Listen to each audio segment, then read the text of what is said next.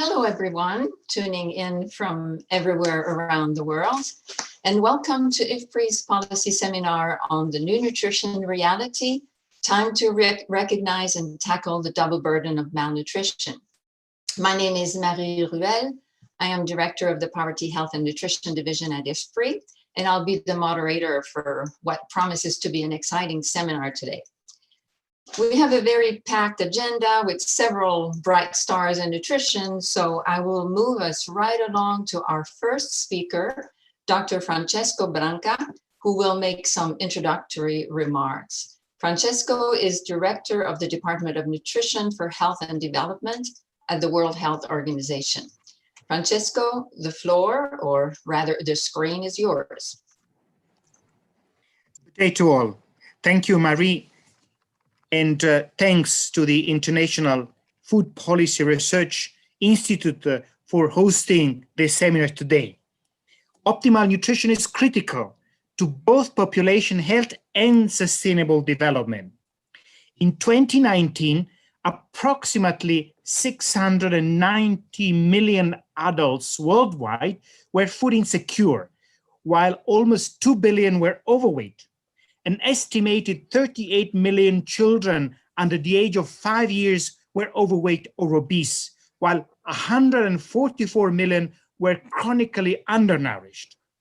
This coexistence of multiple forms of malnutrition is known as the double burden of malnutrition and represents an important focus for intervention. The double burden of malnutrition is characterized by the coexistence of undernutrition and micronutrient deficiencies along with overweight and obesity or nutrition-related non-communicable diseases. The relationship between undernutrition and overweight and obesity is more than simply a temporal coexistence.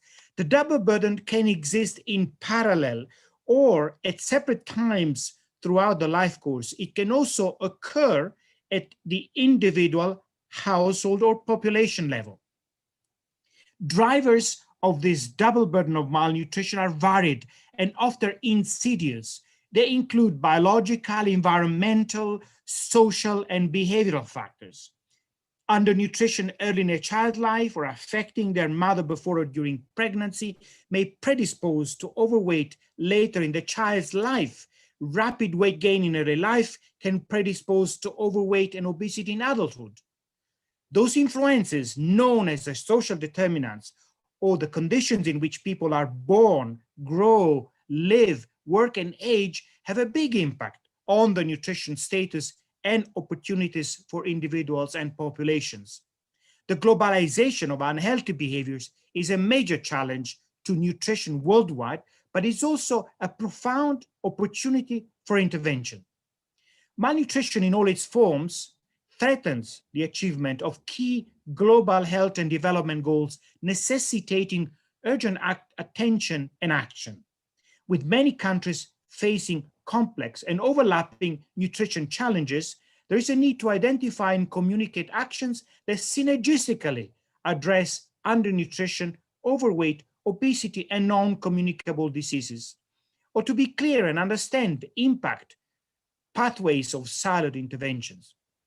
Convened by WHO and The Lancet, a 4-paper series on the double burden of malnutrition has provided an innovative nutrition lens and highlighted the urgent need for bridging maternal and child nutrition, early nutrition, non-communicable diseases, and obesity through epidemiological, economic, biological, and policy analysis. You will hear the highlights of the 4 papers in today's seminar.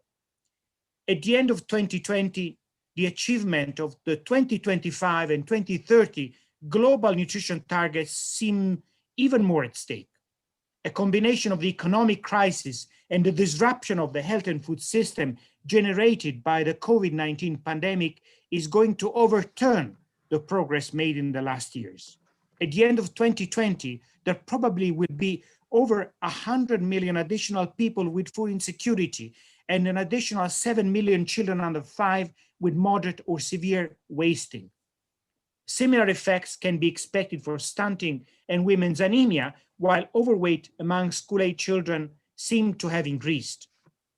The UN Decade of Action on Nutrition and the Sustainable Development Goals shifted the focus from predominantly undernutrition or single signs of malnutrition to all forms of malnutrition. While necessary and urgent, this new framing risks strategic and operational dilution for which the double burden can counterbalance.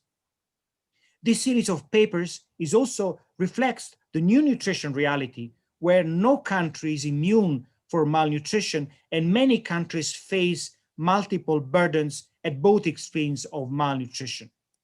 The series is complemented by a nutrition manifesto for the new nutrition reality. The manifesto calls for a broadened community of nutrition stakeholders to speak a shared language, work in mutually reinforcing and interconnected ways, and act on a global scale. At the same time, the Nutrition Manifesto recognizes the damage from incompatible partnerships with stakeholders whose behaviors run counter to human or planetary health and reiterates the need for food policy development processes to be firewalled from vested interests. A new global nutrition movement is emerging that needs to take the lead in demanding food systems transformation locally, regionally, and globally. I trust this is materializing during the preparation of the food system and the Nutrition for Growth summits in 2021. I am confident that we will collectively support this emerging global movement and build back better a world where the double burden of malnutrition will be a hallmark of the past. Thank you. Thank you so much, Francesco, especially for this call for action to pursue our efforts to work on improving nutrition through these difficult times. Before I introduce the next speaker, I would like to remind everyone that we would like to hear from you. And so if you want to participate in our Q&A session, which will follow the discussant's remarks, please submit your questions on ifpri.org, Facebook, LinkedIn, YouTube, or by using hashtag AskIfPri on Twitter. Thank you so much. So we now have 4 presenters who will present for the 4 papers of the Lancet series. Our first presenter is Dr. Barry Popkin, who is W.R. Kennan Jr. Distinguished Professor of Nutrition, Department of Nutrition at the Gilling School of Global Public Health, University of North Carolina. I assume that most of you know or have heard of Barry, and so we look forward to hearing your presentation, Barry. Thank you. Next slide, please. So the double burden of malnutrition defined by the confluence in a country, in a neighborhood or community, or even in a household really reflects a long understanding of how we measure undernutrition and how we measure overweight and obesity. We have data at the global level I present, and then we have for most of the low and middle income countries across the world, demographic and health surveys, which I'll also present in this and use for this measurement. The severe levels of double burden of malnutrition are defined by WHO and UNICEF, World Bank criteria for being severe countries. For undernutrition, for overnutrition, we're using 3 levels of overweight and obesity at the 20% prevalence, 30% prevalence, and 40. And what you can see in this first slide is that countries shifted from moderate income countries having the high levels of double burden in the 1990s. And if you look today, South Asia, Indonesia, and parts of Southeast Asia, and Sub-Saharan Africa are really where the countries with the high levels of the double burden exist today. Next slide. So what I want to describe is how this has changed, and the country nature of this has really shifted. In the 1990s, it was moderate and higher income, low income countries who faced this problem, predominantly moderate. But as you can see from this slide, you can see that the shift has been using 4 income quartiles from the bottom, number 1, up to the top, that those higher income countries have no longer have the double burden. They're really countries that have dealt with stunting to some extent, but in contrast, the overweight and obesity are dominating. In these slides, you'll see that the double burden is now highest in low income countries across, and among those low and middle income countries, the very lowest income in sub-Saharan Africa, South Asia, and Indonesia, and a couple others in Asia. Next slide. This slide shows this in another graphic way to see again at all levels of overweight going along with severe levels of undernutrition that the countries that ended the double burden are really the higher income quartiles, and the bottom per capita income quartiles really represent now the burden of this problem. So that we really are seeing this as a problem of the poorest countries across the globe.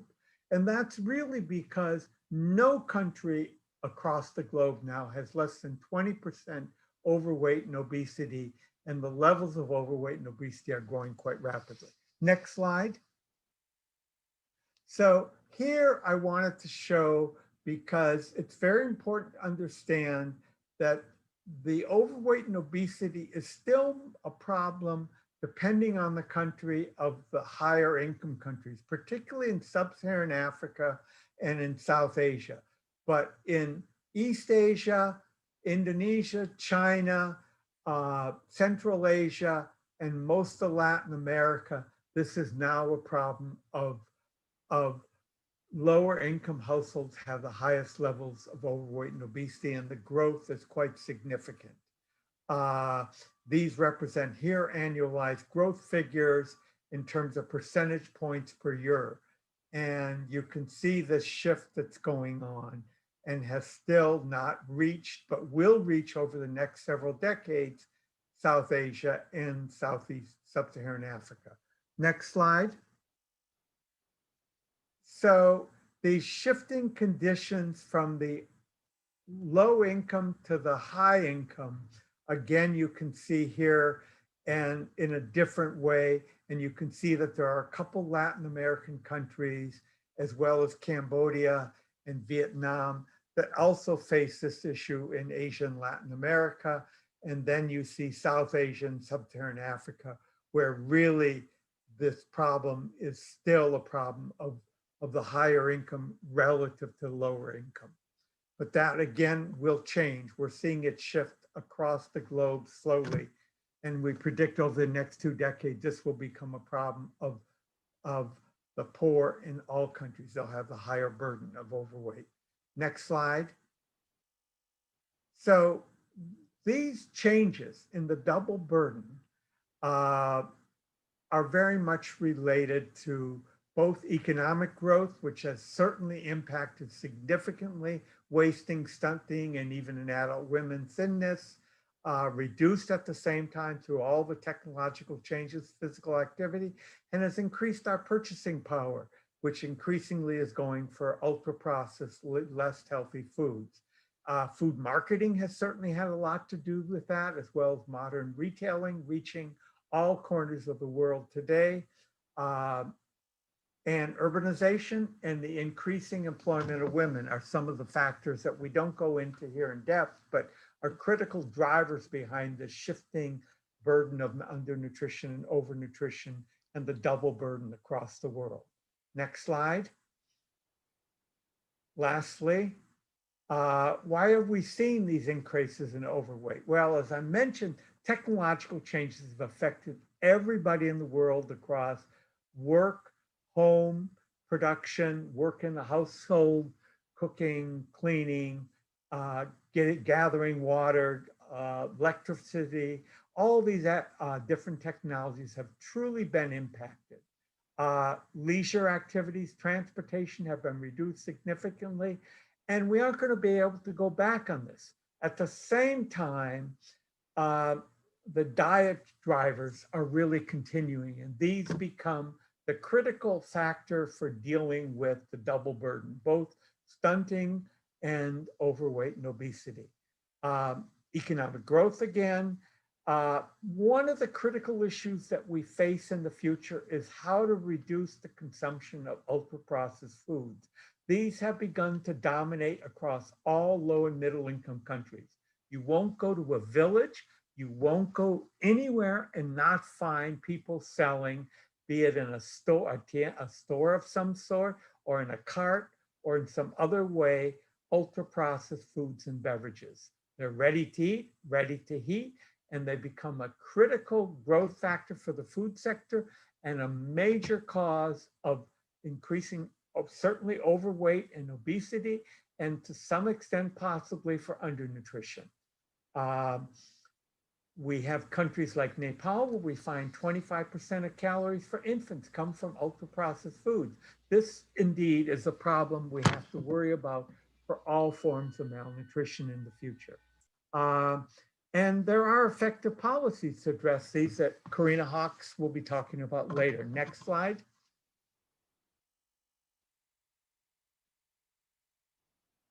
Next slide. So in summary, undernutrition is declining while overweight is increasing. In sub-Saharan Africa, they do that at about the same rate, but in most countries in the world, overweight is increasing faster. But stunting in particular has come from very high levels of 30 to 50%, and it's going down across the globe slowly and steadily, and we need to keep focusing on that for certain. But while stunting is highly prevalent, overweight has really reached the globe in ways that's quite astounding, where you don't find a country without 20%. But again, I must remind you of 126 low and middle income countries in our world, 38% face the high levels of double burden of malnutrition that we define as severe or very high. So, and lastly, remember that it's shifting toward the poorest countries. These are the countries in which we need to focus most in terms of our double duty actions. So thank you. Thank you very much, Barry. This is really a very good way to set the stage for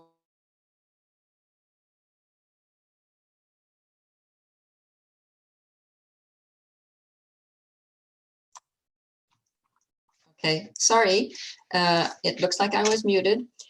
So yes, thank you, Barry, for setting the stage for this excellent, for your excellent presentation that sets the stage for the following presentations. It's really important for us to understand the magnitude of the problem and its evolution over time. We know that double burden of malnutrition has existed for some time, but it really is getting out of control.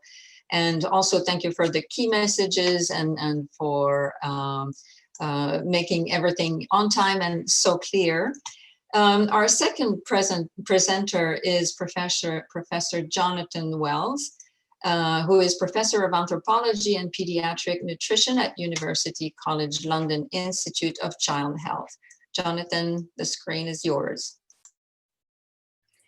Thank you very much. I'd like to thank the organizers for the chance to make this presentation on behalf of the co-authors of this paper. Next slide, please.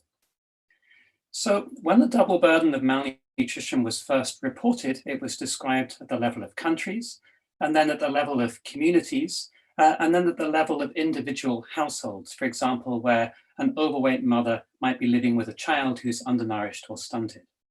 But as the speed of nutrition transition has increased, what we're increasingly seeing is that those undernourished children may themselves grow up to become overweight adults.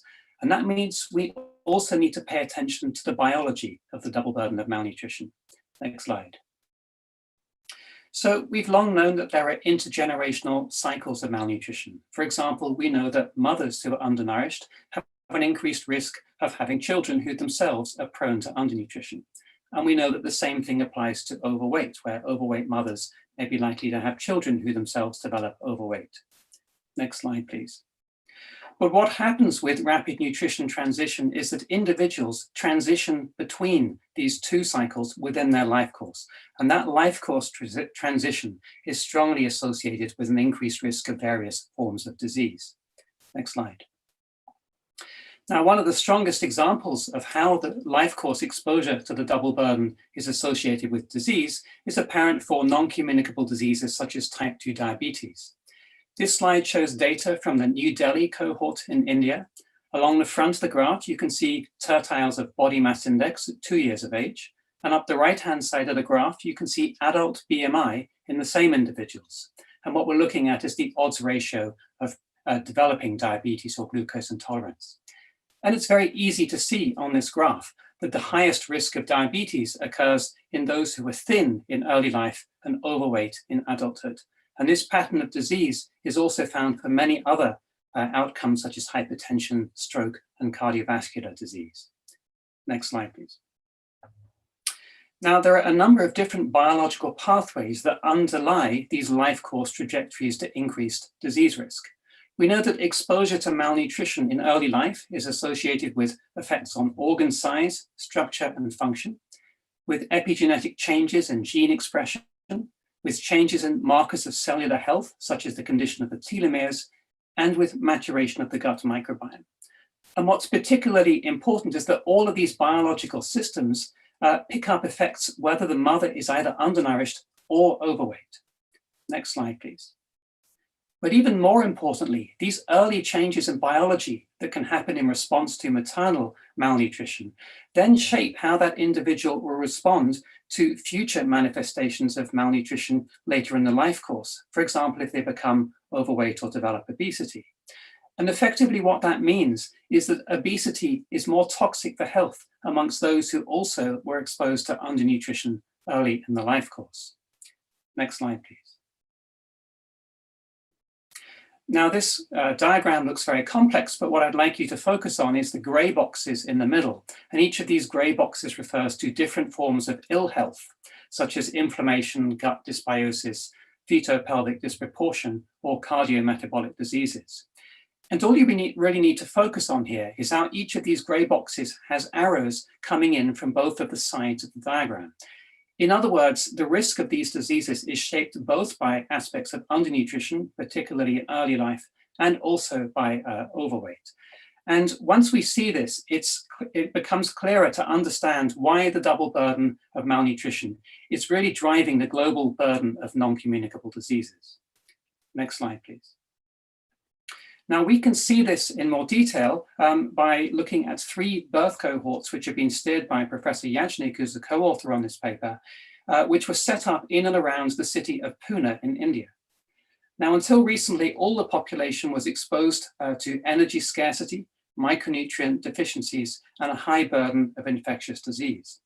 But what's happened is that different parts of the population have been exposed in different ways to economic development and nutrition transition. And the intergenerational effects in these cohorts show the interaction between parental phenotype and exposure to nutrition transition. So starting with the rural cohort at the bottom, where parental BMI is quite low, 18 for mothers and 20 for fathers, over half of the offspring in this birth cohort had low birth weight. By 19 years of age, none of those offspring had become overweight, and yet 28% had still developed prediabetes. And amongst those who themselves had become mothers, 15 had developed gestational diabetes. Next slide, please. In an urban cohort, the parents had slightly higher BMI of 20 or 24 kilograms per meter squared. Still, 1/3 of the offspring were born low birth weight, but at 20 years of age, 1/5 of those offspring had gone on to become overweight or had obesity, 20% had prediabetes, and 5% had diabetes. And finally, in another urban cohort where all the mothers were recruited with gestational diabetes, you can see that parental BMI was even higher. Now only 1/4 of the offspring were born with low birth weight, but 11% of the offspring were born with large for gestational age. And at 15 years, 24%, roughly 1/4 of their offspring had become overweight or obese, 37% had prediabetes, and 5% had diabetes. So this shows really strongly that exposure to the nutrition transition bears the imprint of parental phenotype in the previous generation. Next slide, please. Now, I've talked a little bit about non-communicable diseases such as diabetes, stroke, hypertension, and heart disease, but the double burden also has implications for other aspects of health. Relative to normal patterns of growth and development, we now know that mothers who experience stunting in early life are likely to develop smaller dimensions of the obstetric pelvis. But if they also develop overweight or obesity by adulthood, they are more likely to give birth to a larger baby. And that creates the potential for problems with childbirth, where a larger baby has a smaller pelvis through which to exit. Next slide, please. Now, we don't have a lot of data at the moment on the prevalence of obstructive labor, but what we do have is data on the prevalence of cesarean section. All of these graphs present the odds ratios for a mother having a cesarean section relative to a control group of mothers who have both normal height and normal BMI. And it's easy to see that on the left, if the mother is normal BMI but short, on average in most countries, there is an increased risk of cesarean section. If the mother is overweight as well as being short, that risk increases. And finally, if the mother is both short and has obesity, then the risk is increased further. Now, we know that in many countries there are excess rates of cesarean section, but I think we're starting to understand that the double burden of malnutrition may be one factor contributing to high rates of cesareans. Next slide, please. Another aspect of biology and health that picks up an imprint of the double burden is breastfeeding. Now, we know that breastfeeding is one of the most important ways that we can give infants a healthy start in relation to their growth and development. But we also now know that all forms of malnutrition in the mother, whether that's undernutrition, obesity, or diabetes, can undermine breastfeeding and reduce those benefits. And this gives a biological rationale for some of the policies that you're about to hear in a moment, in that if we can promote better maternal health, we can benefit mothers themselves, but also improve nutritional status in the next generation. Next slide, please. Now, we used to think that the driving factors for undernutrition and overweight were very different, but increasingly we're realizing that actually they have many driving factors in common. And these include different forms of malnutrition in early life, gender inequality, exposure to the commercial determinants of health, and unhealthy diets. Next slide, please. Now, in the last year, we've seen major challenges to nutrition through the COVID-19 pandemic and associated lockdowns. I think we're still gaining data about exactly what is happening, but we have got some insights from an online survey that we've been running in the UK. We found that lockdowns have been associated with increased psychosocial stress among mothers, often a reduction in household income, reduced levels of family contact and reduced professional support for infant feeding, alongside reduced access to green space and lower opportunities for physical activity. In many cases, there's been dietary change, increasing exposure to the commercial determinants of health. And we also know that there are certain groups of mothers who are particularly vulnerable to these influences. And what we've seen in the survey is that some mothers have reported excess weight gain during these conditions, and they've also reported challenges to the establishment of breastfeeding, and many have had to stop breastfeeding earlier than they would have liked to. Next slide, please. So to mitigate the double burden of malnutrition, we need major changes in food systems, but also in many aspects of the organization of society supported by public health interventions. But we also need to remember that human biology is connected to the biology of many other species. And so we need changes in these food systems that are also optimal for planetary health. Thank you very much for listening. Thank you, Jonathan. This is really a very important presentation in the sense that it does show that all forms of malnutrition are related, interrelated biologically, and that we can't just work on one form of malnutrition to try to tackle the problem. We really have to address all of them at the same time, and especially starting with early life. So thanks again for a really fascinating presentation. Our third speaker is Professor Corinna Hawkes, Director of the Center for Food Policy at City University London, and she will talk about double duty actions. A reminder, put your questions in the chat, and if you want to indicate who your question is directed to, this will also be useful when we take the question and answer. So Corinna, the floor or the screen is yours. Thanks very much, Marie, and thanks very much for the invitation to present at this session today. And good morning, good evening, good afternoon to all of those of you on the webinar. Thank you very much for joining.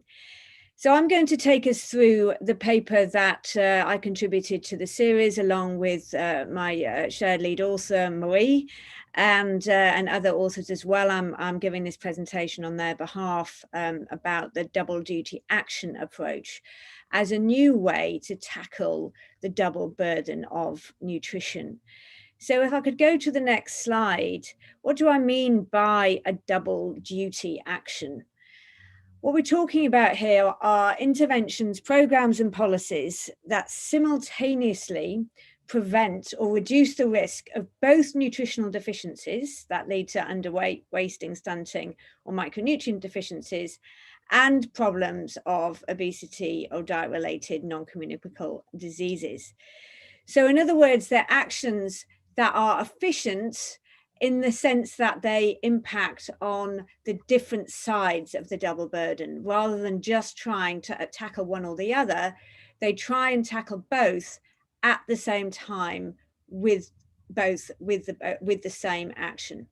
And that makes them very different to strategies which aim to tackle obesity on the one hand, and then another strategy that aims, or another action, another set of actions that aims to tackle undernutrition. The idea is to do it in synergy.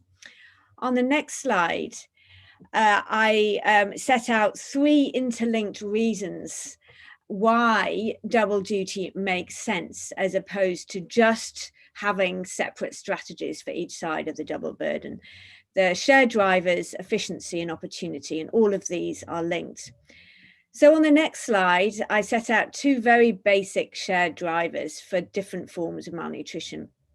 The first, Jonathan has just spoken about in talking about the biology, which is that early nutrition has implications for both obesity and for forms of undernutrition. The links between early growth and development and onset of NCDs in particular that Jonathan set out means that action that promotes healthy growth in early life will be de facto a double duty action. So any action designed to support and promote breastfeeding, for example, will be a double duty action because breastfeeding brings benefits for undernutrition and for obesity and NCDs. A second shared driver is diet. What we eat influences all forms of malnutrition. And that means if someone is eating a healthy diet, while it's not sufficient, a healthy diet will be protective against all forms of nutritional risk. Thus, actions that promote healthy diets will become double duty actions. So both early nutrition and diets are shared drivers of all forms of malnutrition.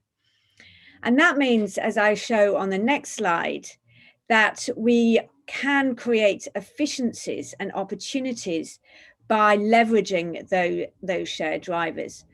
And at the moment, it's very, very clear why this is in the context of COVID-19. We know, and Barry pointed this out, that death and complications from COVID-19 are heightened for people affected by overweight and obesity. And we also know that undernutrition is predicted to rise as a result of COVID-19. So it's far more efficient to try and identify actions that both reduce the risk of the growth of undernutrition in the future, but also reduce the risk of obesity, which will then reduce the problems that are caused by COVID-19. It simply makes sense to spend the money that we have, to allocate the resources that we have to actions that reduce both of those risks. And the third reason is that there are opportunities to do so, because there are platforms under which, actions designed to tackle undernutrition can be delivered, which also can be used to reduce the risk of obesity: health systems, social protection systems, education systems, and food systems. And on the next slide, I make the point that unfortunately, these opportunities, these efficiencies, these shared drivers have not been leveraged in the way that would be optimal. The Green Revolution, for example, while all the benefits it had, didn't consider different forms. It only considered one form of undernutrition, didn't consider micronutrient deficiencies, and didn't consider issues around obesity. Strategies that countries have taken, such as Brazil, which have been absolutely fantastic in so many ways, also didn't leverage the possibility of creating healthy diets more broadly, rather focusing on tackling the sufficiency of food. And it's the same with the commercial sector as well. This is clearly on the right-hand side, not a program or a policy, but it advances the idea that we can tackle different forms of malnutrition. We don't need to be thinking about obesity when we're thinking about different other forms of undernutrition, in this case, micronutrient deficiency. So in other words, the idea is that as long as we're tracking micronutrient deficiencies or stunting, we don't need to worry about the foods associated with obesity. I think the data that Barry showed suggests that we do. And it's the same for the efficiency and opportunity as well, as we see on the next slide, where financing has largely gone for undernutrition and focused on actions that are particular to undernutrition and don't consider obesity. So it doesn't create the opportunities for that efficiency. And nor are opportunities of shared platforms being taken.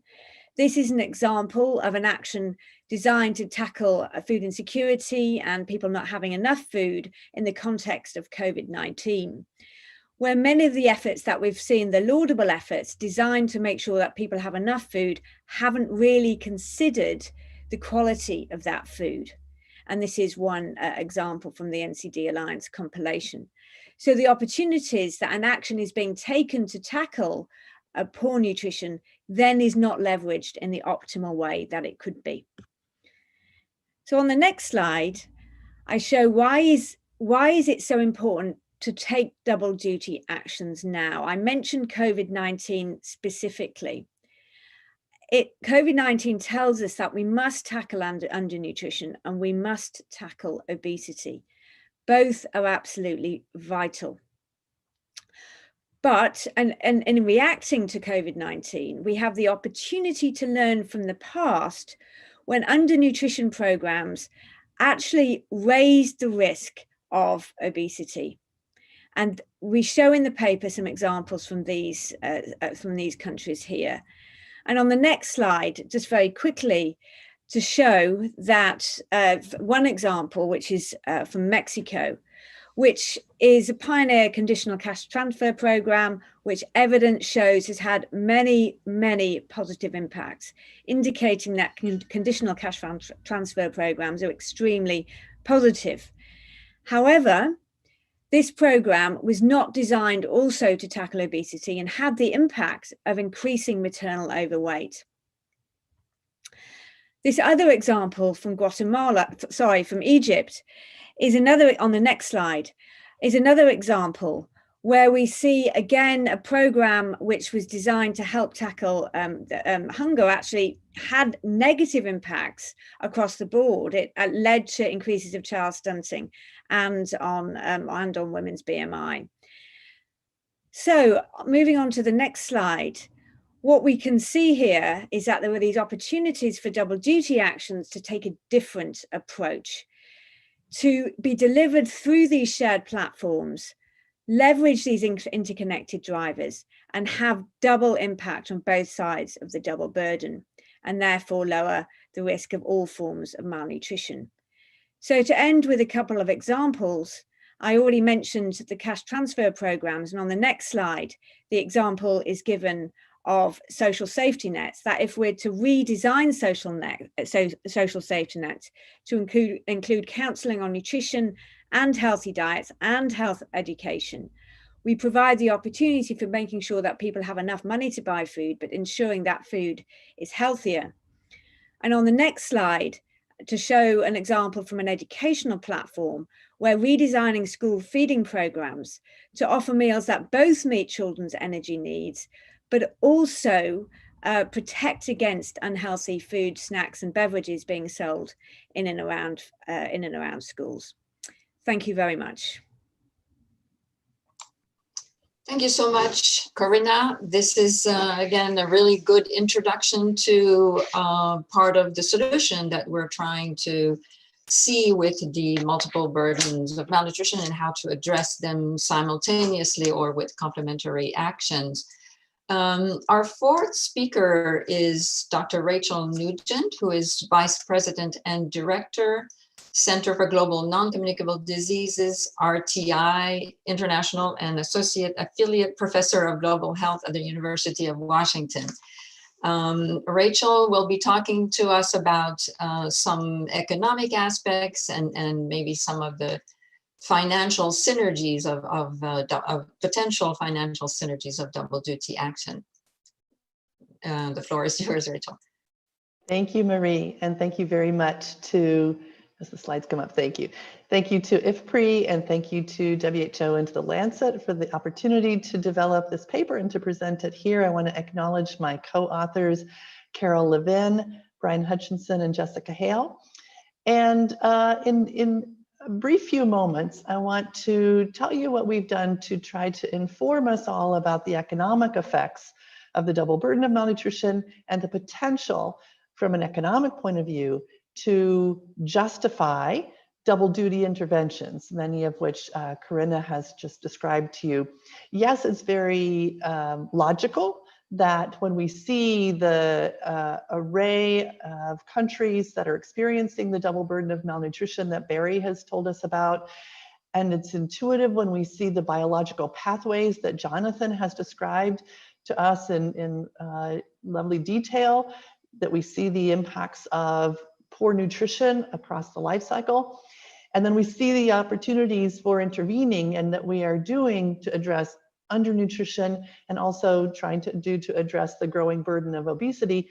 It's logical and intuitive that we should be able to justify from an economic point of view that we address malnutrition in all its forms using double duty interventions. But intuition and logic don't always come together and support an economic case. So Francesco and the Lancet challenged us to demonstrate that a case could be made from an economic point of view. And that's something that certainly funders and program managers and countries would expect and would be justified in expecting. So to sort of cut to the bottom line, next slide, please.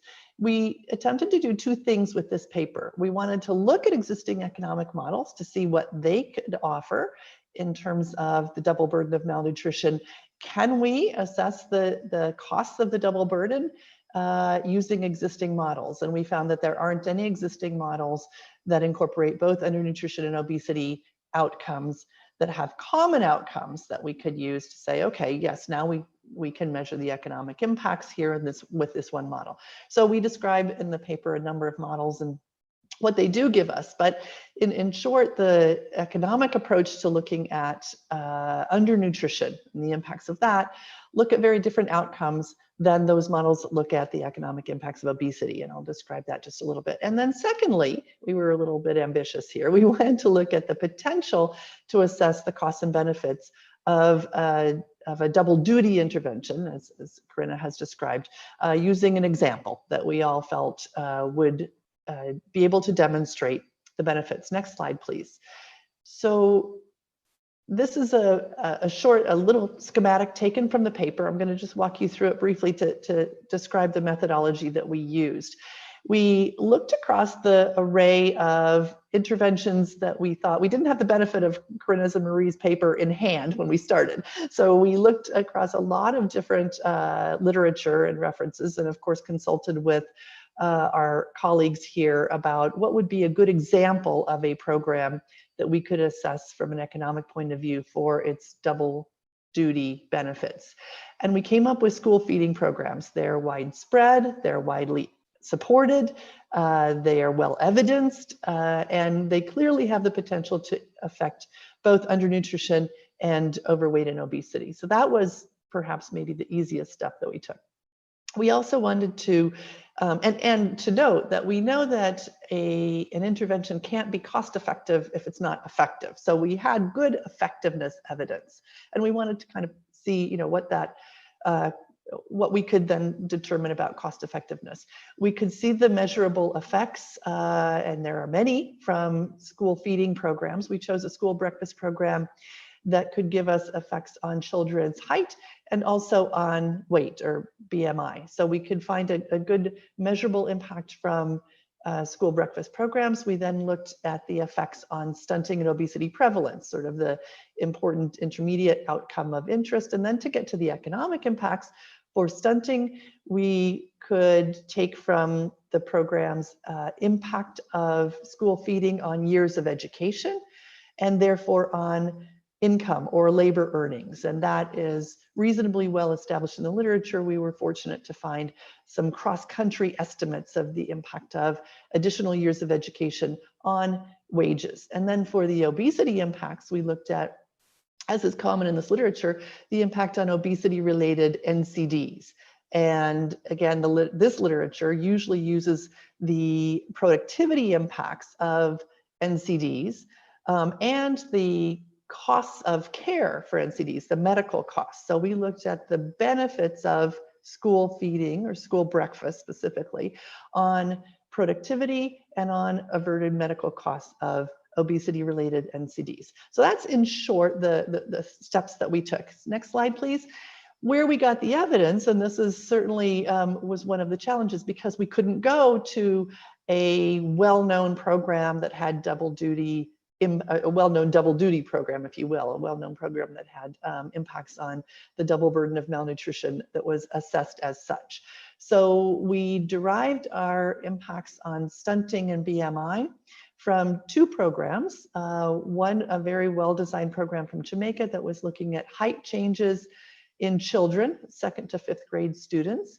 And for the obesity side, we looked at a program from the US that was measuring BMI change for obesity prevention in children between grades 1 and 12. So as implied here, we had to take our effect sizes from different programs, from both school breakfast programs, but from different places, different countries, different groups. Not ideal by any means, but just to sort of, again, we were looking for proof of concept here.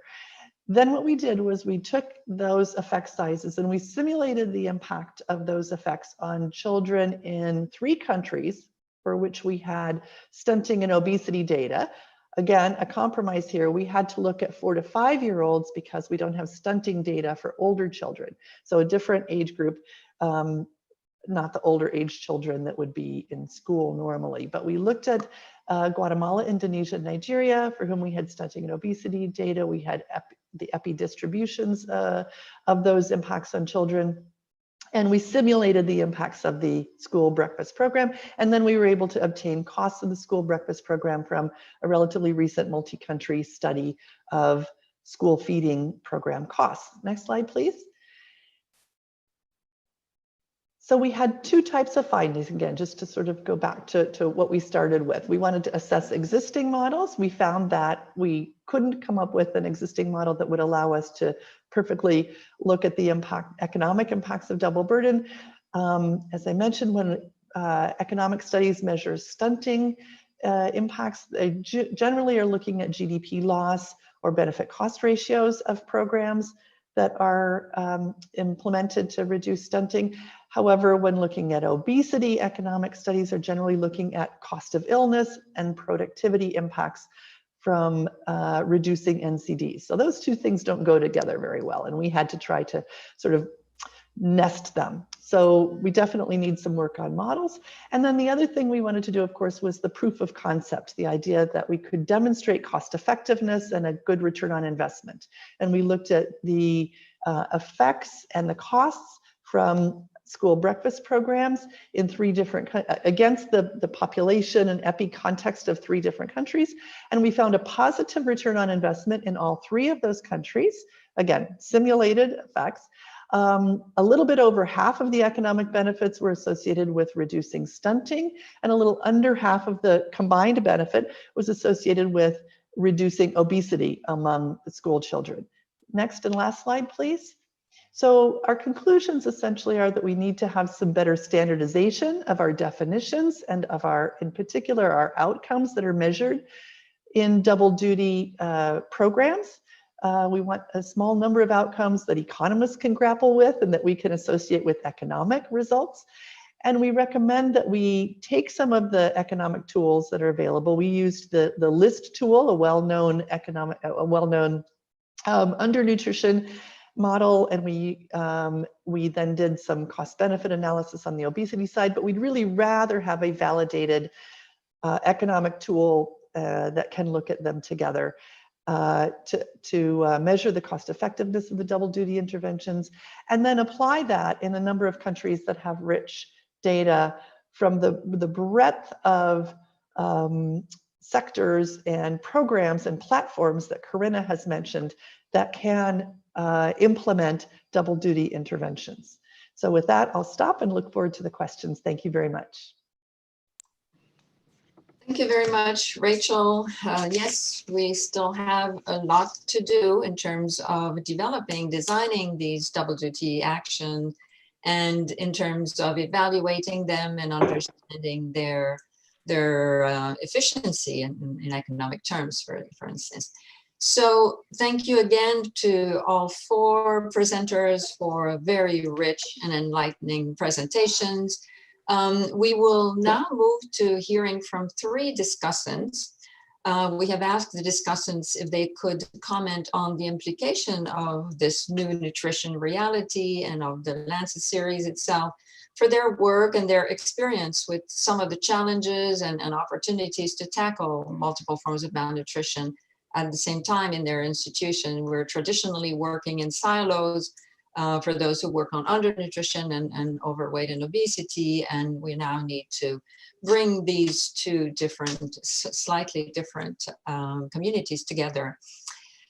So we have three discussants, and I will introduce them now, and they will just present their remarks one after the other, and then we will move into the question and answers. So our first discussant is Dr. Victor Aguayo, who comes from UNICEF. We are very interested in hearing from his experience in UNICEF with tackling multiple forms of malnutrition. Dr. Aguayo is Associate Director and Global Chief of Nutrition Program Division at UNICEF. And then we have Dr. Simon Barquera, who is Director of the Center for Research in Nutrition and Health at the National Institute of Public Health in Mexico. And finally, Abigail Perry, who is Head of Nutrition Policy at the Foreign, Commonwealth and Development Office, FCDO, which used to be DFID, of the UK government. So first, I will give the screen to Victor. Thank you, Marie, and I hope you can hear me well. Let me check on that. You can hear me well, right? Yes. Thank you very much, Marie and colleagues. In the next 5 minutes, I would like to share with you how this new nutrition reality is shaping nutrition programming at UNICEF. So first, in UNICEF, we are convinced that most of our policy and program actions at the country level must be double duty, and that includes in low-income countries. As Marie just mentioned, we cannot work in silos, and we have done that in the past quite frequently. We cannot work in silos on the prevention of stunting versus the prevention of micronutrient deficiencies or the prevention of overweight and obesity. In most cases, as we heard from the presenters this morning, these triple burden have drivers that are common, as are many of the policy and program responses to it. Thus, in UNICEF, we are moving away from single forms of malnutrition and single nutrition interventions. Very specifically, our nutrition strategy for the next 10 years focuses on one single thing, one single goal, which is to promote diets, services, and practices that prevent malnutrition in all its forms, in early childhood, in middle childhood, in adolescence. The second is that we need to acknowledge in UNICEF that double duty actions need to be delivered through more than one system. The health system is not enough. Our programming in the past has over-relied sometimes on the ability of the health system to improve nutrition outcomes for children and women. However, the evolving phase of child malnutrition in low and middle-income countries has pushed us to recognize the central role of the food system. There is no doubt in my mind, there is no doubt in our minds that food systems are failing to provide millions of children with the healthy diets they need to prevent the double burden of malnutrition. But there is also no doubt in my mind that the health system, as well as the education and social protection systems, can do much more and need to do much more to promote double-duty diets, services, and practices. My third point is that we need to become smarter at driving down the consumption of unhealthy foods by children and families. And this not only to prevent overweight and obesity, but also to prevent undernutrition, wasting, stunting, and micronutrient deficiencies. As Barry mentioned before, when babies in Nepal are getting a quarter of the calories they eat from junk food, we know that there is no time to waste. These unhealthy foods are driving, of course, overweight and obesity, but they are also driving stunting, wasting, and micronutrient deficiencies. We see this happening in Nepal, but we see it also happening in India, in Ghana, in South Africa, in Indonesia, or in Bolivia, to mention but a few. And we need to get very serious about stopping marketing of junk food to children and their families. And I want to be very clear on this point. Such marketing strategies exploit children's vulnerabilities, violate children's rights, are pervasive, and need to stop. Our work at the country level shows that combining efforts to address undernutrition with those to address overweight is possible. As I said, our strategy for the next 10 years organizes our programming around 4 stages in the life cycle: early childhood, middle childhood, adolescence, and pregnancy, and not around different forms of malnutrition, as sometimes we did in the past: stunting, wasting, micronutrient deficiencies, overweight.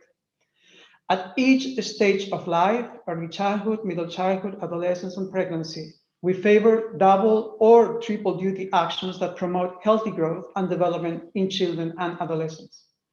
For example, protecting and supporting optimal breastfeeding practices, Corina made a reference to this before, and dietary diversity in infancy and early childhood are a cornerstone of our work to prevent child stunting, but also overweight and obesity. And this has allowed us to regain significant momentum for nutrition in Latin America and East Asia, regions that were almost done with the more severe forms of undernutrition, but have a double burden of both stunting and overweight. We're working in countries as diverse as Bolivia, Ecuador, Indonesia, Mexico, the Philippines, but also Ghana, South Africa, and Kenya to address all forms of malnutrition through double duty policies and programs. And my final point is that communicating about the need to address undernutrition and overweight and obesity in children sometimes can be challenging. UNICEF nutrition strategy is guided by the Convention on the Rights of the Child, which recognizes every child's right to nutrition. Malnutrition in all its forms, including overweight and obesity, is a violation of this right. However, for an agency like UNICEF, it is easy to communicate that undernutrition is an injustice to children that we need to end now. And sometimes it is more difficult for us to communicate that children who live with overweight or obesity did not choose to live this way, that they suffer huge personal costs to their health, school performance, self-confidence, and joy. In such situations, double duty thinking provides us not only with a useful framework for programming, but also with a useful framework for advocacy and communication. Because at the end of the day, malnutrition is poor nutrition in all its forms. So with that, I would like to hand over the screen, as Marie said before, to my colleague, my friend, Simón Barquera from the Instituto Nacional de Salud Pública in Mexico for his remarks. Over to you, Simón. Thank you, Victor, and thank you, Marie, and to the IFPRI for the invitation to this seminar on the new nutrition reality and to give a perspective of my experience in Mexico.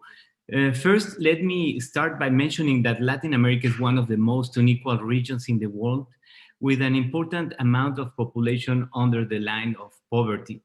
In the last 4 decades, we have observed how obesity and chronic disease have increased and become the main public health problem.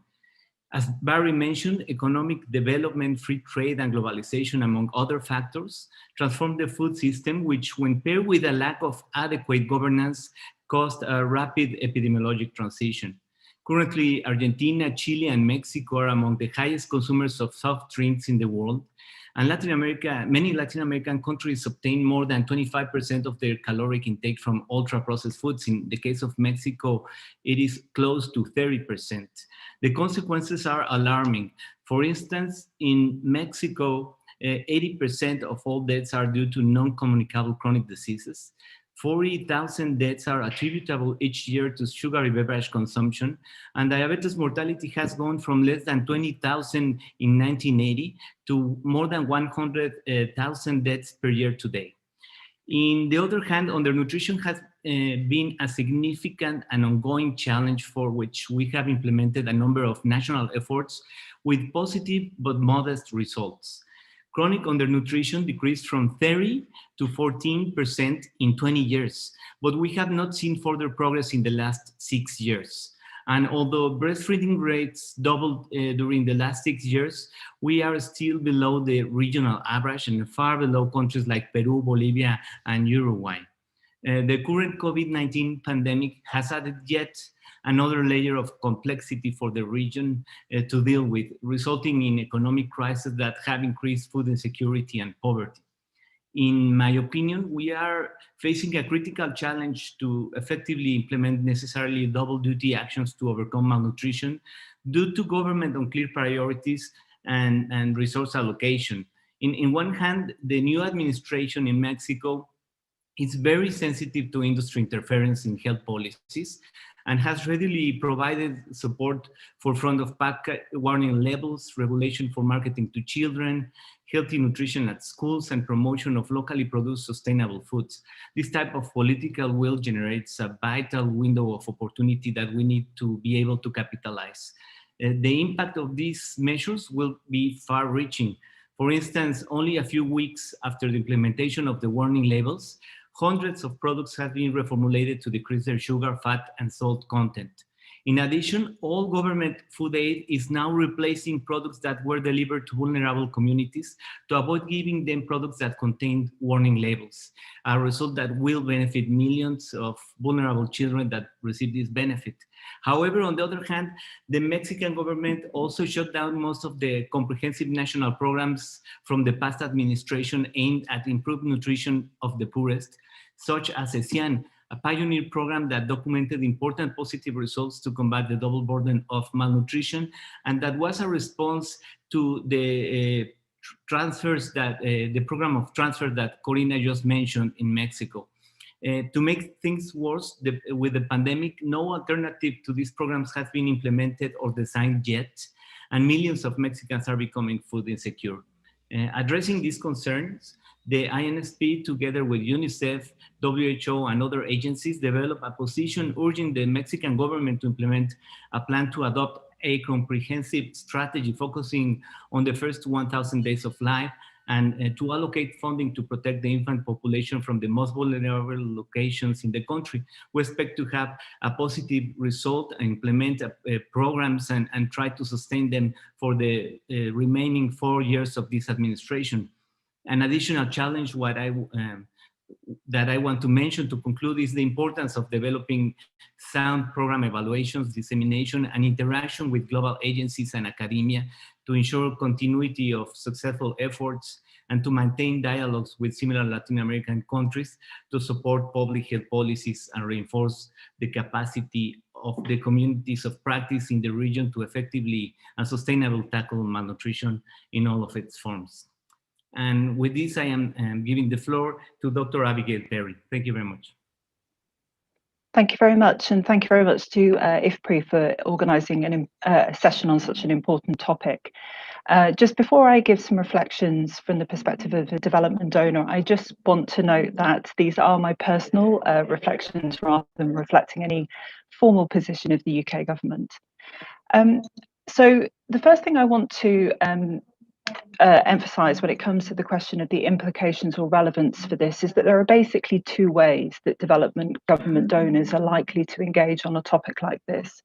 The first is the most obvious one, which is how we spend our money. But I also want to touch on the question of how we engage in global policy processes, because it also has real relevance and some potential opportunities also. So when it comes first to the question of how we spend aid money, I think it's important to emphasize that the reality is that talking about overweight and obesity and how we're using overseas development assistance is still quite a sensitive topic. And that's particularly the case in the context of difficult economic circumstances, which many countries are facing given what's happening with COVID-19. It's clear that the general public and politicians really understand the challenge of malnutrition as being about undernutrition, and that there's a good degree of comfort in using aid money, which is fundamentally taxpayers' money, in support of action on this. So in this respect, the focus on really emphasising double duty actions, so the things we can do that are important for both components, is clearly very important. It's sort of a way of being able to hide the action that we can take to deal with overweight and obesity through the way that we're investing in undernutrition itself. And I really welcome the fact that Victor from UNICEF in particular mentioned the type of shift that UNICEF is taking to better integrate double duty actions into the work that UNICEF is doing.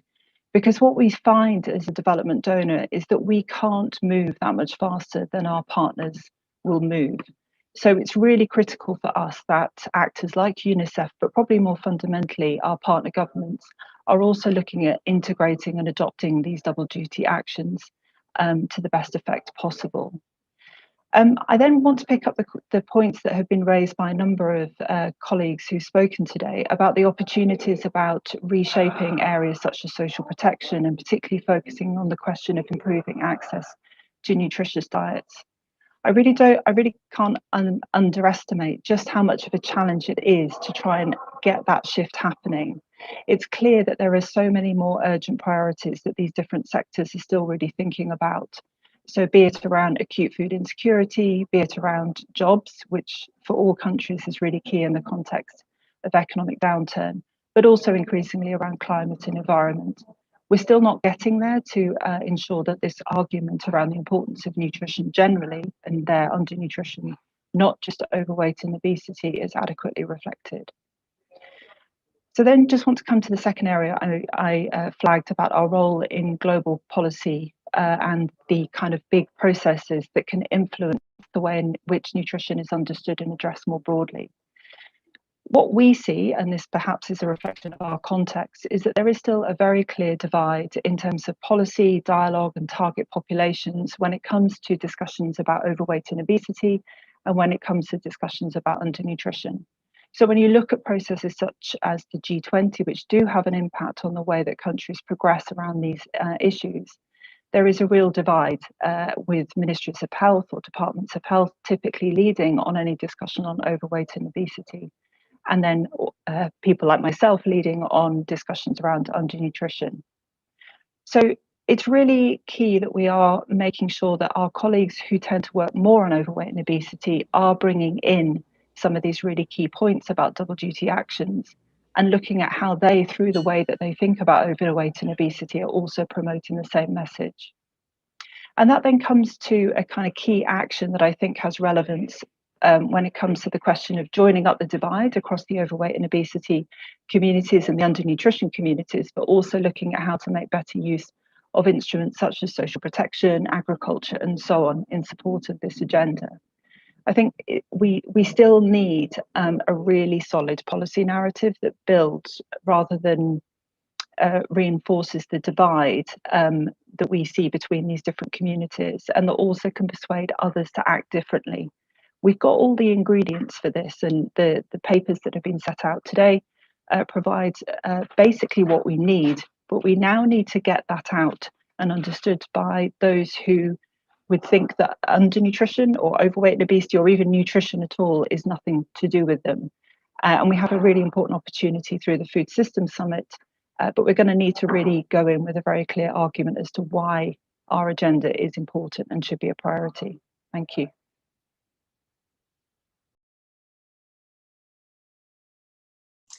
Thank you very much for our three discussants. It's really interesting to hear their views. We are navigating a rather new area here, and it's important for us to all get some reactions and further inputs into the thinking.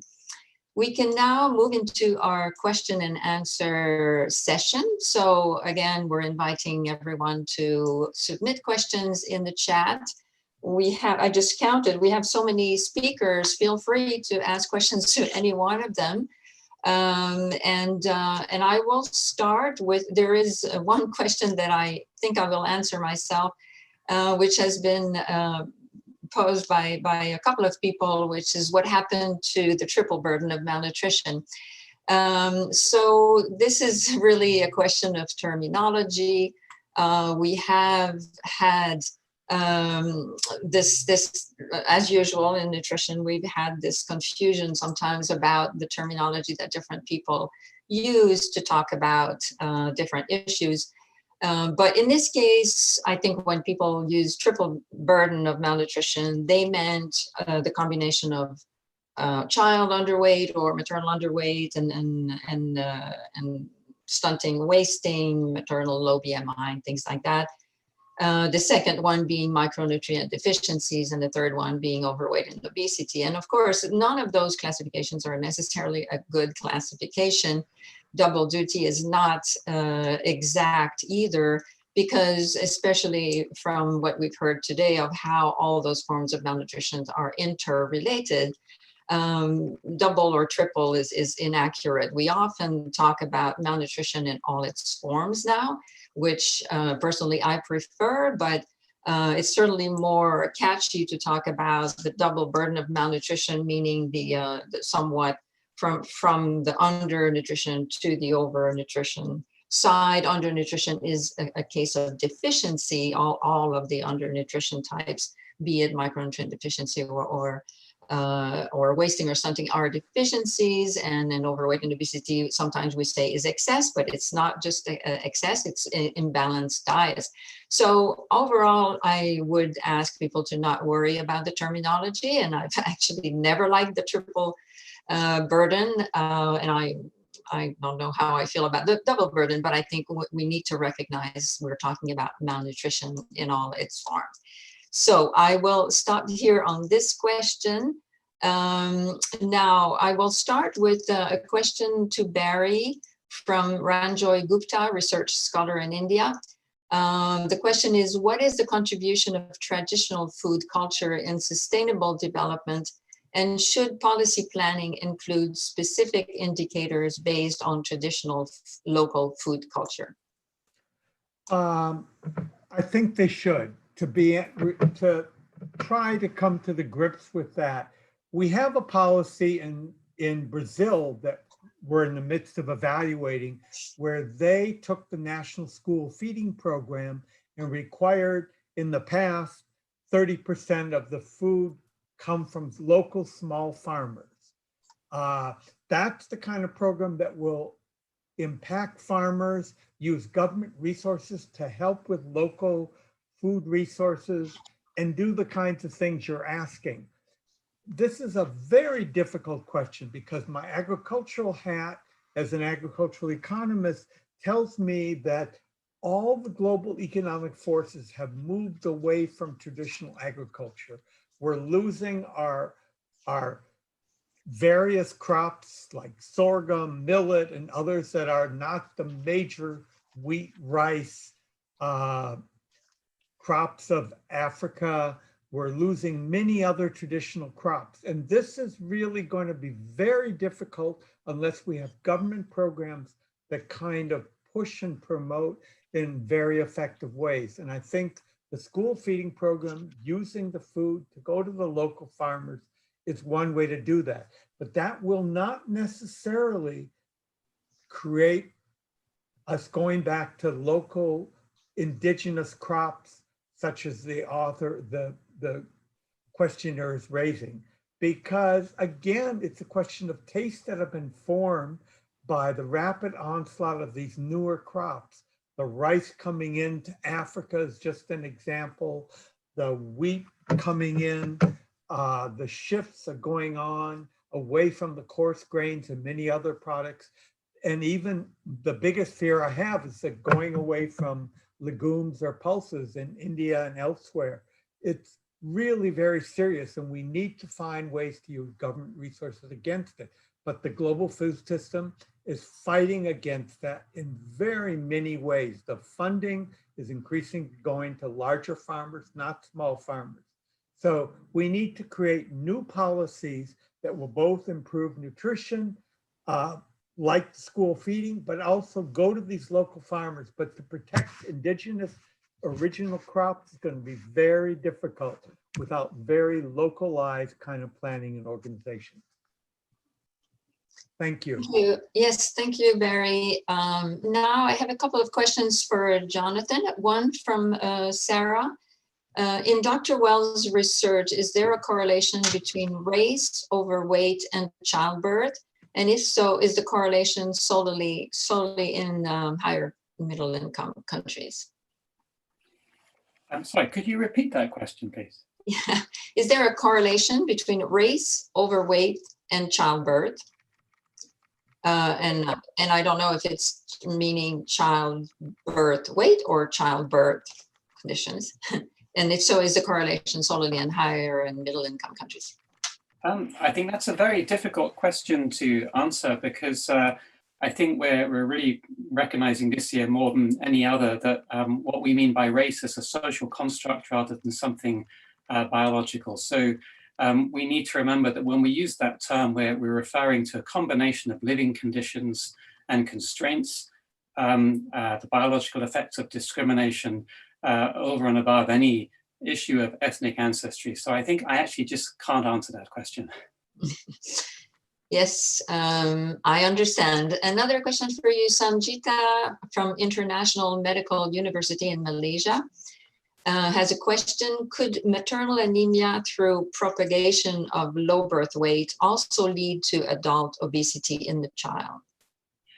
So the issue of whether undernutrition in early life actually is in some way causative of later overweight has attracted a lot of interest. And I think the simple answer is it depends. We can find many cohorts where if we follow up children who were stunted or wasted in early life, they're still thin in later life. There's no guarantee that undernutrition is going to make people overweight. When we measured children in Nepal at 8 years who had been stunted at 2 years, those stunted children at 8 years had the lowest levels of body fat. So it's really not inevitable that early undernutrition drives later overweight. I think what we can say is that quite often in certain settings, underweight can predispose to catch-up growth, and catch-up growth can affect the distribution of fat. And we often find high levels of central body fat, which is particularly harmful for health and harmful for chronic disease risk amongst individuals who were previously undernourished. So I think there's an interaction there between early undernutrition and whether or not catch-up weight gain occurred. And really that the strongest effect is probably on fat distribution rather than just the development or not of overweight. Thank you, Jonathan. I think also maybe if I may add that it also probably depends on the food environment where those children are growing and where they are at adulthood. If the environment is obesogenic, these children probably have a greater risk of developing overweight and obesity. Corinna Plabon Sarkar is asking if government policies addressing the double burden of malnutrition are absent, what adaptations can be made for interventions to bring the desired impact? Thanks for that question. Yes, in the absence of government policy, there's plenty that can be done at the level of intervention delivered by programs on the ground. So, for example, if delivering a program through the health system, The trick is to ask, that is focused on undernutrition, the trick is to ask, what can this program do which can reduce the risk of obesity? So, for example, if counselling is given to pregnant women and women with young children or caregivers, and that counselling focuses just on what is needed for minimum nutrients, it could also focus on reducing, on counselling on the fact that there are many nutrient poor, energy dense snacks out there which aren't going to benefit their children's growth and development at all. So those simple changes can be made just adding in to existing interventions on the ground. I give just one example, but the first action we recommend is really to do a review of all the interventions that are taking place. If you work for an organization, for example, to review the actions you're taking and ask yourself the question, are any of these interventions amenable to also reducing the risk of obesity? Thank you. Thank you, Corinna. Other question, Olmo to Yole Ambali. Malnutrition correlates, no, those are, sorry. Did I just ask that question? Malnutrition correlates with poverty. These are predominant, okay, sorry. So malnutrition correlates with poverty. These are predominant problems affecting many people globally. What is the best way to tackle the double burden of malnutrition among vulnerable populations? Is that for me, Marie? Yes. One of the actions that we recommend is through social safety net programs. Of course, there are many different types of social safety net programs, including the conditional cash transfers, school feeding programs, as well as programs which are directly about food, forms of food subsidy, for example. And so what's vital is that these programs are delivered in order to tackle poverty. Among these groups, they are vital and shown to be effective if they're well designed, so that they're designed to tackle poverty, but that they're also designed in order to ensure that they are focused on delivering nutrition, whether that be through education, through the foods which are made available in those programs, and indeed to make sure that the food environments and food systems in which those programs are delivered to tackle poverty are healthy, nutritious food environments, which means that the foods that people can afford are nutritious, and that those foods will be the ones that people spend the money that they have that has been made available through the social safety net program, should it involve cash. So a combination of addressing poverty and addressing malnutrition in all its forms through the same program, I think could be really quite transformative, given the amount of social safety net programs around the world and how few of them currently focus on both sides of the double burden. Thank you, Corinna. Just one or two more. What about triple? So this is a question from Yves Martin Prével from ERD in France. What about the triple duty actions, meaning accounting for environmental impact as proposed by WHO a few years back? And then someone else, Adrien Gosselin from Paris CRD, is asking about the global syndemic. So if you could bring us back to other issues related to terminology and concepts so that we connect them. Sure. So this global syndemic refers to the combination of obesity, undernutrition, as well as climate change as three of the huge problems of our times. And triple duty actions refers to the idea that there are actions that can tackle both obesity and undernutrition as for double duty, but with the third being added in, that they can also tackle climate change. This is very challenging. It's taking on another whole topic, but it's clearly absolutely vital. And of course, addressing climate change is important for nutrition because there won't be any food on a dead planet. So clearly vital over the longer term.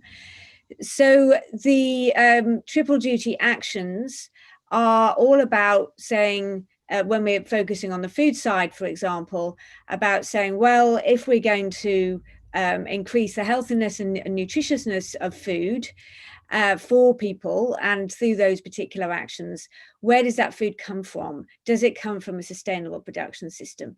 So what the triple duty agenda does is bring in the entire food system into the equation, which of course is being dealt with by the UN Food Systems Summit. And it is quite challenging to identify those actions, but the Global Pandemic Report does do that, and does name and specify some actions, generally speaking, which can have that impact. But there are lots of trade-offs involved and lots of complexity involved in that. But certainly what's important is that that becomes part of the conversation, so we can start thinking through some of those trade-offs and synergies. Thank you so much. Now I have a question for Victor from Rajul Pandialorj. How do you envision bringing the business community on board in new and different ways to drive down consumption of unhealthy food? So let me start by saying that I'm a firm believer that we will not be able to address the challenge of malnutrition ahead without effective engagement with the private sector, and within that with the food and beverage industry. So I think that that needs to be a no-brainer to all of us. More and more families, more and more children will depend on the practice of the private sector and the food and beverage industry, marketing practices, and the quality of the products and foods they produce. So we in UNICEF need to learn to be smarter in engaging with the private sector and the food and beverage industry. Engagement in my mind does not mean partnership. I'm not thinking about partnering with the private sector or the food and beverage industry, although sometimes that could be relevant. But I'm thinking about engaging effectively with the public sector and the private sector, so that the products, the practices, and the foods produced by the private sector are conducive to healthy growth in children. I think we need to do this more effectively in the next 10 years, and that is a key paradigm shift and strategic shift in our strategy for the next 10 years, this effective engagement with the private sector and the food and beverage industry. Effective engagement, as we do in Mexico with Simon and many other colleagues, with the public sector as well, because it is about public policies guiding how the private sector needs to behave and execute their actions. Thank you, Victor. A question to Barry from Kai Lee. Can I first add a comment on Victor's question? Sure.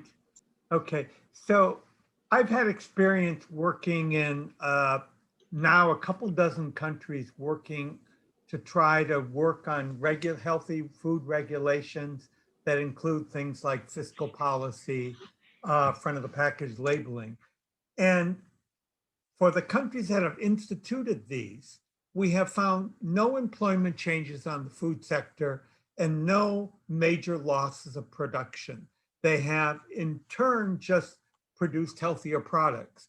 But in every country, I've found the food industry truly fights against any regulation or any taxes, despite the fact they can adjust and they can produce healthier food.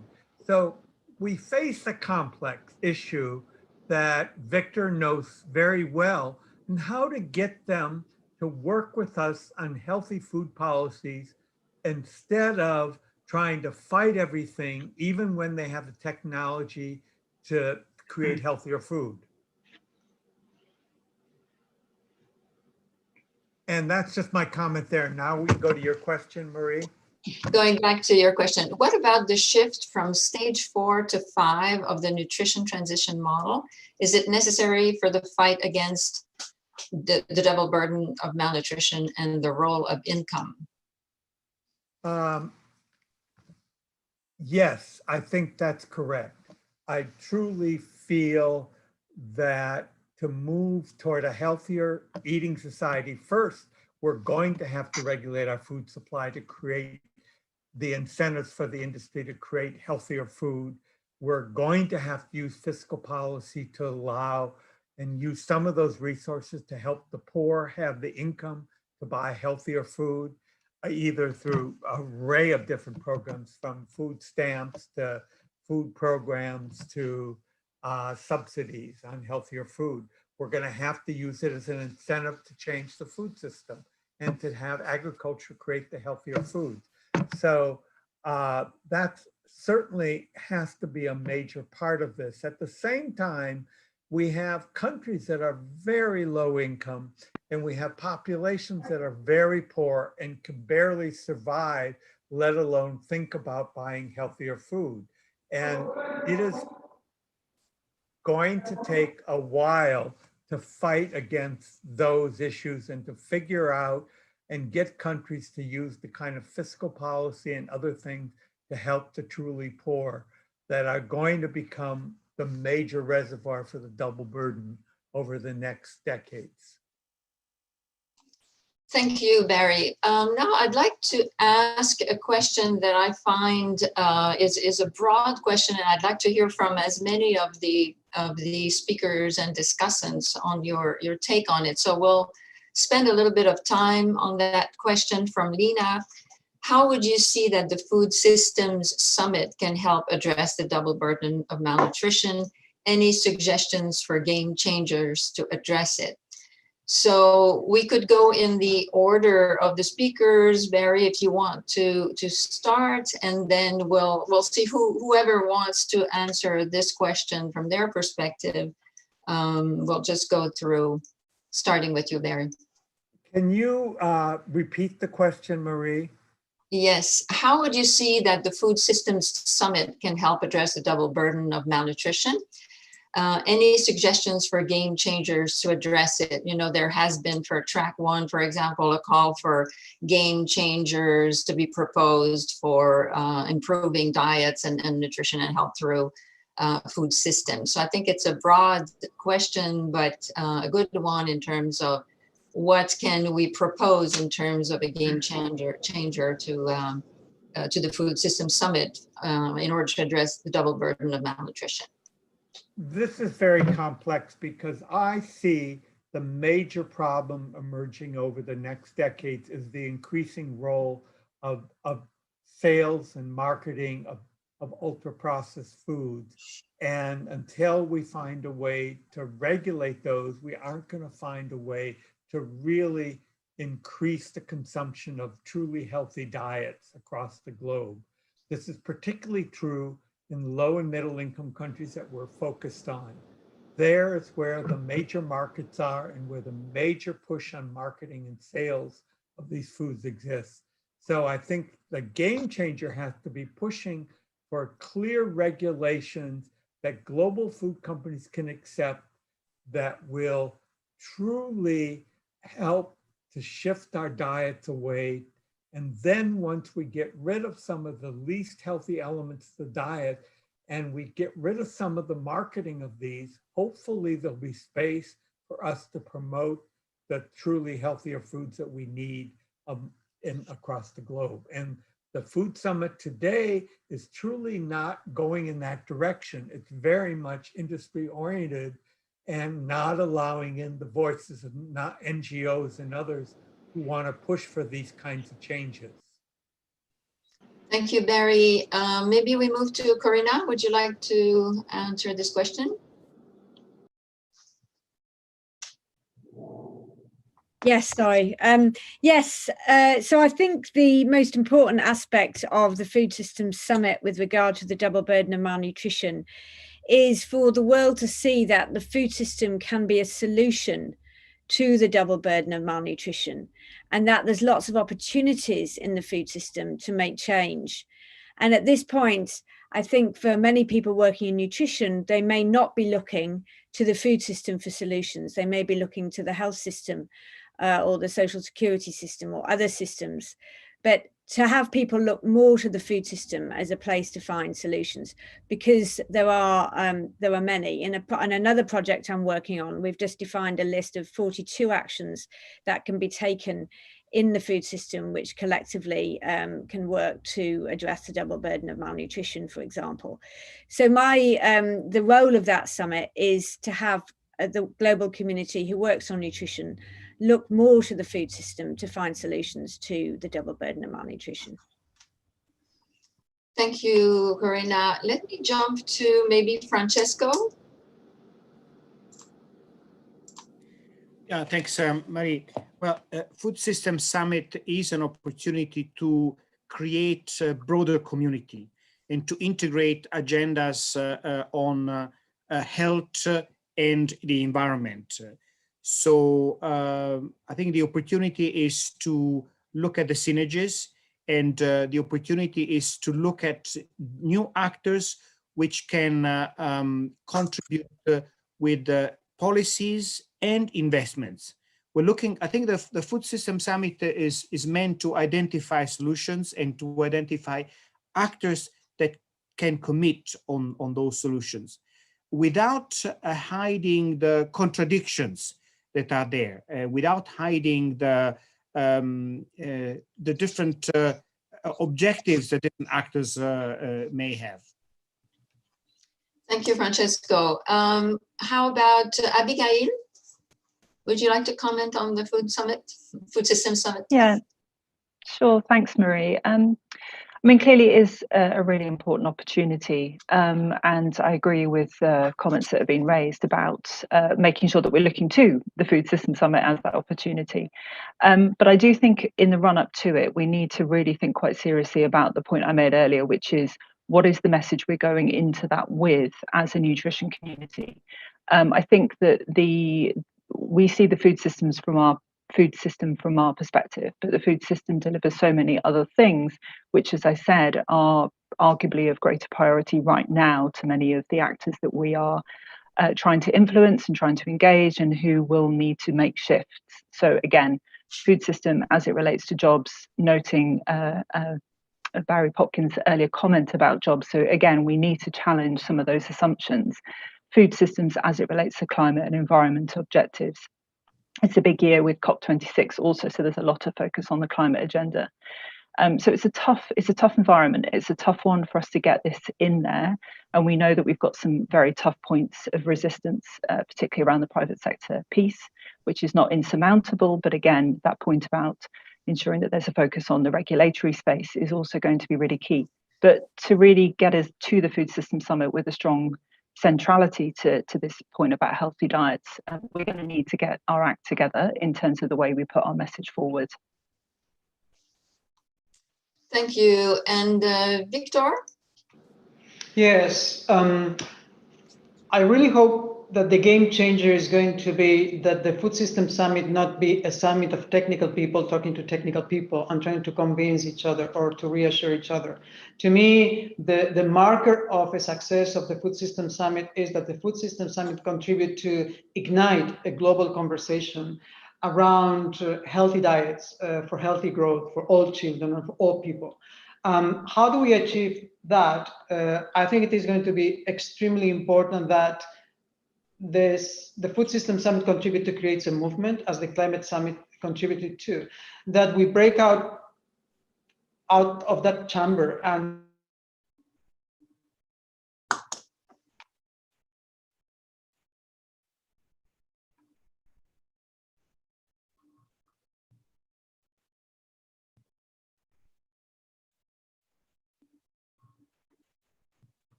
Hello, my computer froze, or somebody's computer froze. I could not hear all of the comments. I think it must have been Victor's. Ah, okay. I was hoping it wasn't mine.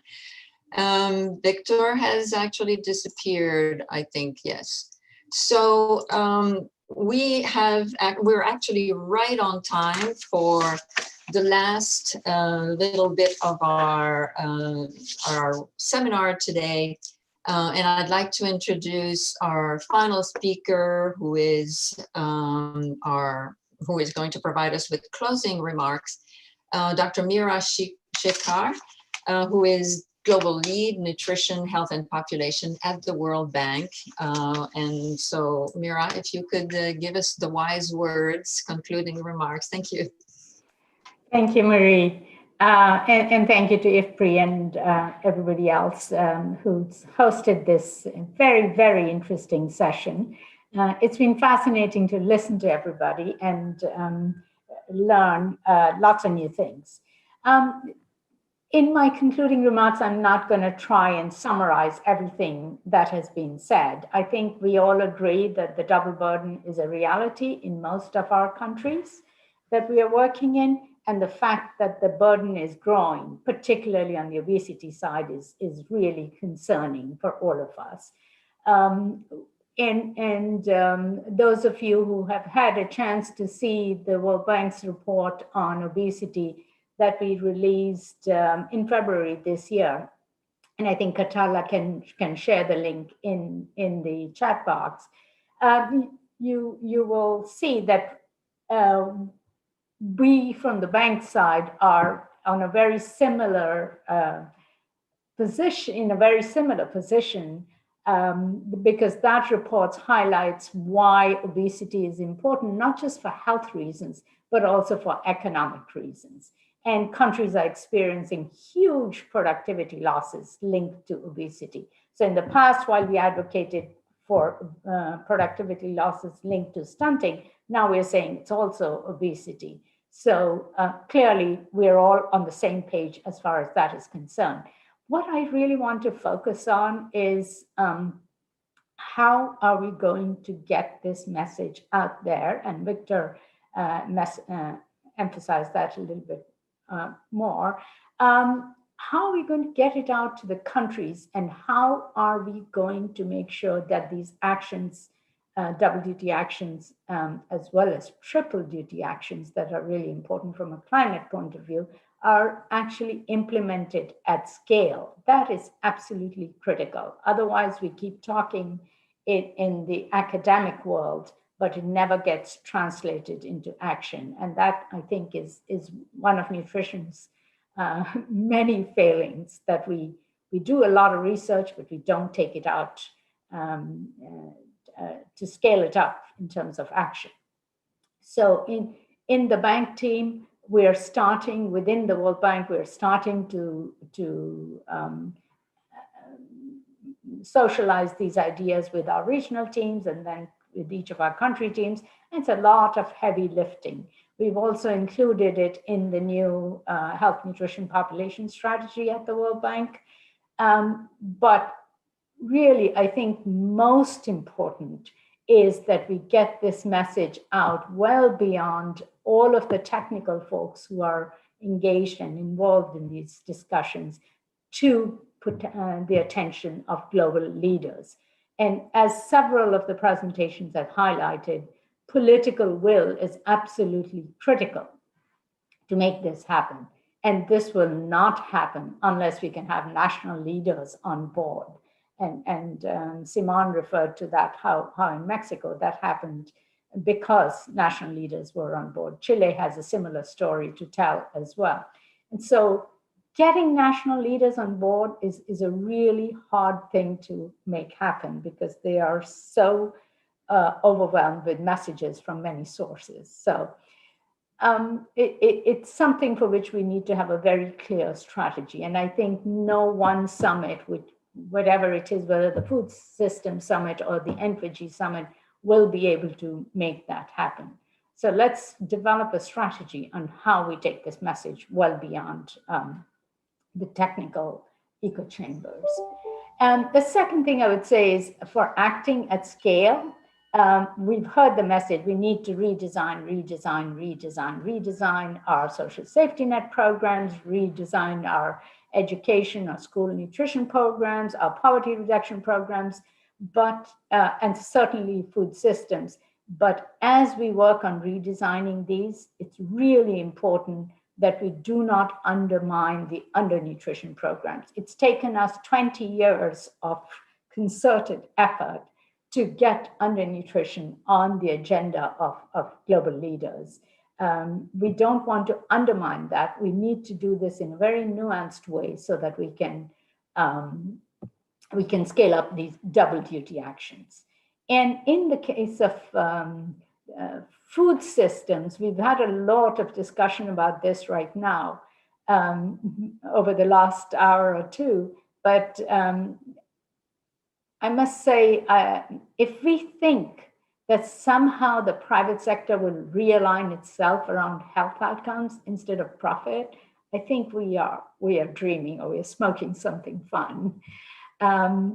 A regulation will be key, and Barry spoke to that quite extensively. But it's also clear that this is not going to be a problem that we can solve in the short term. This will be a long battle. We need to be in it for the long haul. And rigorous program evaluations, I'm not sure who mentioned that, but I think maybe Simon did. That will be key to build the evidence base, because convincing countries to do more, they need evidence. From the World Bank's point of view, I don't want to end on a negative note, but just to say the Human Capital Project and the Human Capital Index actually offers a good entry point. There are 78 countries that are part of the HCP, the Human Capital Project. And one of the indicators in there is stunting, and the other indicator is adult survival rates. My plea to the research community is if we can do a little bit more to quantify how much obesity contributes to adult survival rates, either directly or through non-communicable diseases, then we can convince both countries and our own World Bank teams to do that. And we have instruments such as development policy operations that can incentivize policy changes. And we can maximize that if we have the ability to do that. Lastly, on the obesity COVID links, Barry and others worked with our Saudi Arabia team to do this really very helpful meta-analysis that showed that obese individuals are nearly 50% more likely to die if they contract COVID. So both at a physiological level, but also at the level of fiscal policies, we don't want to waste this epidemic, this pandemic, this crisis that we have. We should use this as an opportunity to scale up fiscal policies in particular, because this is a time when national economies in both the developed world as well as the developing world are under severe stress. So through fiscal policies, if we can increase the taxes that countries collect, that will improve their fiscal space as well. So let's try and do what we can, but clearly action at scale is absolutely critical. Thank you again very much. Thank you, Mira. We really appreciate your final concluding words. I just want to everyone to join me in thanking all of the speakers. I think it was a fantastic seminar, if I may say so. And I just want to mention that we also have been, several of us have been working on helping to prepare a consultation that will start on the 3rd, and we'll have 3 mornings of sessions specifically dedicated to trying to iron out more concretely what we are talking about with double duty actions, and start building the evidence of at least the interest in implementing these kinds of interventions, and then, as Mira said, evaluating them and building the body of evidence. The organizers of this consultation are the Global Financing Facility at the World Bank, World Health Organization, and IFPRI. So again, thank you to all of the speakers, and thanks for listening in. I declare the meeting closed. Thank you, Maria, and thank you, everyone. Bye-bye. Thank you. Thank you. Thank you. Take care. Bye-bye. Bye-bye. Bye.